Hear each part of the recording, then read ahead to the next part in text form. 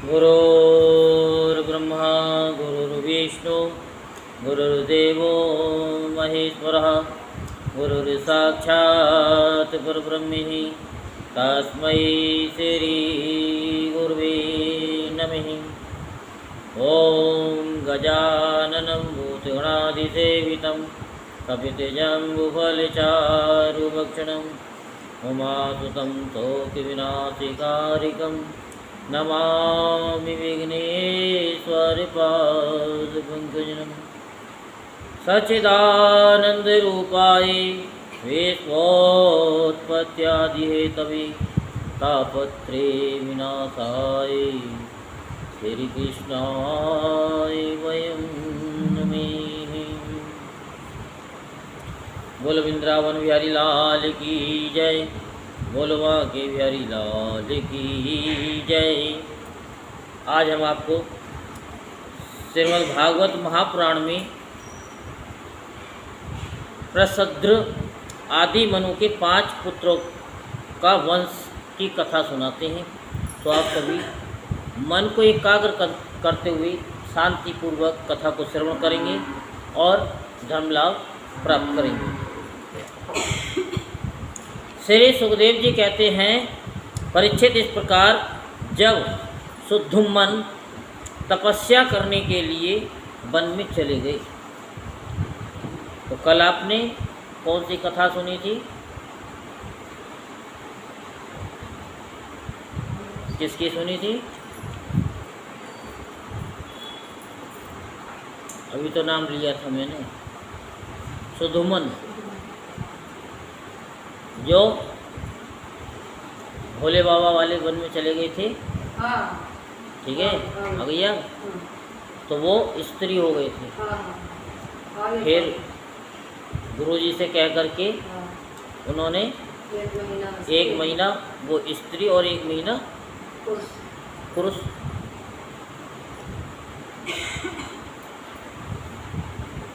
और उनसे सुद्धुम्न जो स्त्री बने थे, तो बुद्ध ने कहा कि ये बहुत सुंदरी स्त्री है, तो उनसे एक पुरुरवा नाम का पुत्र उत्पन्न किया था। और बाकी तो उनके 3 पुत्र भी हुए थे, उत्कल, गए और विमल। उत्कल, गए, विमल। ठीक है। जब वो वृद्ध हो गए तो वो पुरुरवा को राज सिंहासन दे करके वन की यात्रा उन्होंने की। तो वही चीज़ हम बता रहे हैं कि सुद्धुम्न तपस्या करने के लिए वन में चले गए। तब विवस्वत मनु ने पुत्र की कामना से यमुना के तट पर 100 वर्ष तक तपस्या की। इसके बाद उन्होंने संतान के लिए सर्वशक्तिमान भगवान श्री हरि की आराधना की और अपने ही समान 10 पुत्र प्राप्त किए, जिनमें सबसे बड़े इक्ष्वाकु थे। उन मनु पुत्रों में से एक का नाम था प्रसद्र। गुरु वशिष्ठ जी ने उन्हें गायों की रक्षा के लिए नियुक्त कर रखा था। अतः वह रात्रि के समय बड़ी सावधानी से वीरासन से बैठा रहता था और गायों की रक्षा करता। एक दिन रात में वर्षा हो रही थी। उस समय गायों के झुंड में एक बाघ घुस आया। उससे डरकर सोई हुई गौएं उठ खड़ी हुई। वे गौशाला में इधर उधर भागने लगी। बलवान बाघ ने एक गाय को पकड़ लिया। वह अत्यंत भयभीत होकर चिल्लाने लगी। उसका वह क्रंदन सुनकर प्रसद्र गाय के पास दौड़ आया। एक तो रात का समय और दूसरे घनघोर जटाओं से आच्छादित होने के कारण तारे भी नहीं दिखाई पड़ रही थी। उसने हाथ में तलवार उठाकर अनजाने में ही बड़े वेग से गाय का सिर काट दिया। वह समझ रहा था कि यही बाघ है। तलवार की नोक से बाघ का भी कान कट गया। वह अत्यंत भयभीत होकर रास्ते में खून गिराता हुआ वहाँ से निकल गया। शत्रु दमन प्रसद्र ने ये समझा कि बाघ मर गया, परंतु रात बीतने पर उसने देखा कि मैंने तो गाय को ही मार डाला है। इससे उसे बड़ा दुख हुआ। यद्यपि प्रसद्र ने जानबूझकर अपराध नहीं किया, फिर भी कुल पुरोहित वशिष्ठ जी ने उसे शाप दे दिया कि तुम इस कर्म से क्षत्रिय नहीं रहोगे, जाओ शूद्र हो जाओ। प्रसद्र ने अपने गुरुदेव का ये शाप अंजलि में बांध करके स्वीकार कर लिया और इसके बाद सदा के लिए मुनियों को प्रिय लगने वाले नैष्ठिक ब्रह्मचर्य व्रत को धारण किया। वह समस्त प्राणियों का अहेतुक हितैषी एवं सबके प्रति समान भाव से युक्त होकर भक्ति के द्वारा परम विशुद्ध सर्वात्मा भगवान वासुदेव का अनन्य प्रेमी हो गया। उसकी सारी आसक्तियाँ मिट गईं, वृत्तियाँ शांत हो गईं, इंद्रियाँ बस में हो गईं। वह कभी किसी प्रकार का संग्रह परिग्रह नहीं रखता था। जो कुछ देववश प्राप्त हो जाता उसी से अपना जीवन निर्वाह करता। वह आत्म ज्ञान से संतुष्ट एवं अपने चित्त को परमात्मा में स्थित करके प्राय समाधिस्थ रहता। कभी कभी जड़, अंधे और बहरे के समान पृथ्वी पर विचरण करता। इस प्रकार का जीवन व्यतीत करता हुआ वह एक दिन वन में गया। वहाँ उसने देखा कि दावानल धधक रहा है। मननशील प्रसद्र अपनी इंद्रियों को उसी अग्नि में भस्म करके परब्रह्म परमात्मा को प्राप्त हो गया। मनु का सबसे छोटा पुत्र था कवि। विषयों से वह अत्यंत निस्पृह था। वह राज्य छोड़कर अपने बंधुओं के साथ वन में चला गया और अपने हृदय में स्वयं प्रकाश परमात्मा को विराजमान कर किशोर अवस्था में ही परम पद को प्राप्त हो गया। मनुपुत्र करुष से कारुष नामक क्षत्रिय उत्पन्न हुए।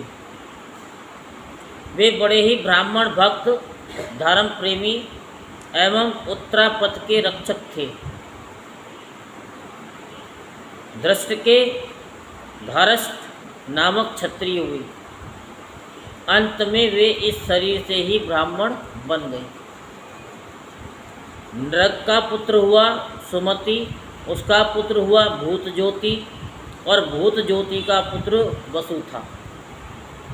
वसु का पुत्र प्रतीक और प्रतीक का पुत्र ओगवान। ओगवान के पुत्र का नाम भी ओगवान ही था।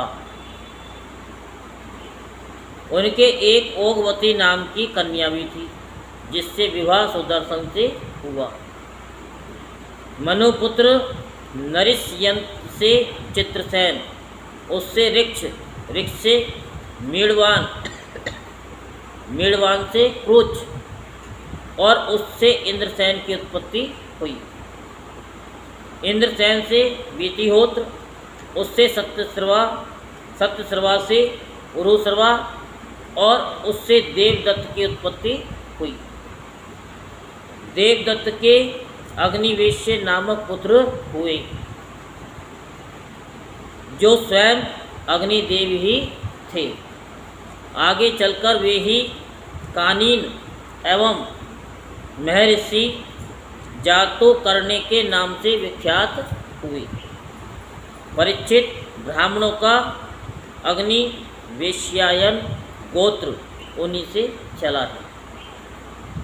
इस प्रकार नरिष्यंत के वंश का मैंने वर्णन किया। अब दिष्ट का वंश सुनो। दिष्ट के पुत्र का नाम था नाभाग। ये उस नाभाग से अलग है जिसका मैं आगे वर्णन करूँगा। वह अपने कर्म के कारण वेश्य हो गया।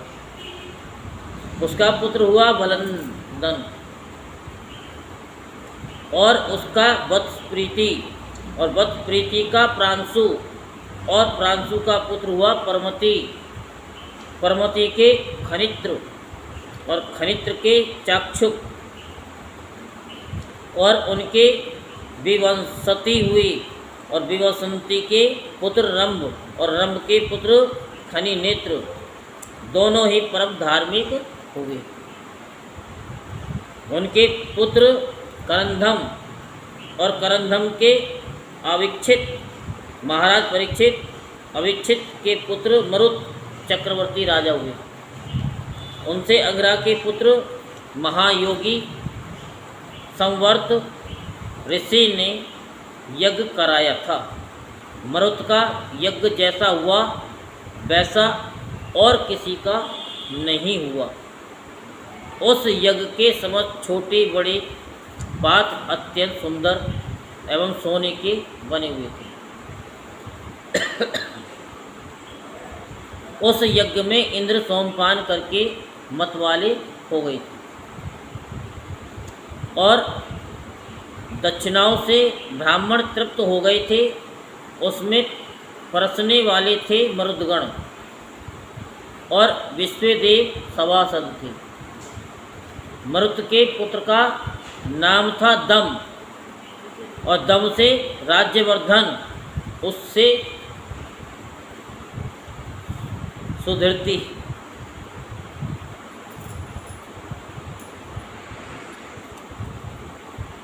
सुधृति, और सुधृति से नर नामक पुत्र की उत्पत्ति हुई।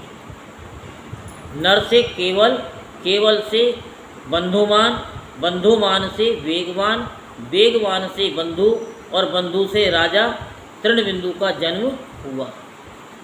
तृणबिंदु आदर्श गुणों के भंडार थे। अप्सराओं में श्रेष्ठ अलम्बुसा देवी ने उनको वर्ण किया,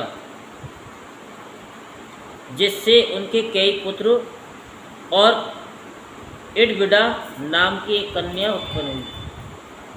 मुनिवर विश्रवा ने अपने योगेश्वर पिता पुलस्त जी से उत्तम विद्या प्राप्त करके इडविडा के गर्भ से लोकपाल कुबेर को पुत्र रूप में उत्पन्न किया। महाराज तृणबिंदु के अपनी धर्म पत्नी से 3 पुत्र हुए, विशाल, शून्यबंधु और धूम्रकेतु।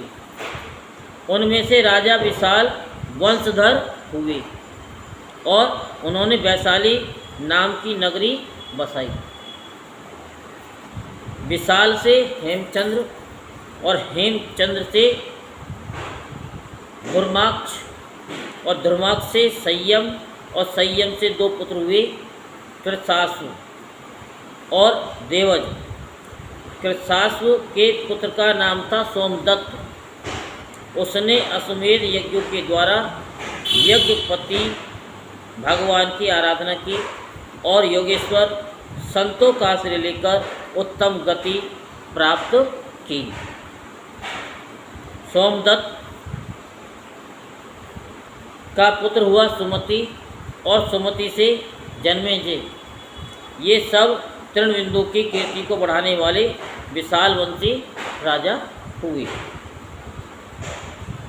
कल हम आपको महर्षि च्यवन और सुकन्या का चरित्र, राजा सरयाति का वंश के बारे में कथा सुनाएंगे। बोलो वृंदावन बिहारी लाल की जय, बोलो बांके बिहारी लाल की जय। जय जय श्री राधेश्याम, जय जय श्री राधेश्याम, जय जय श्री राधेश्याम।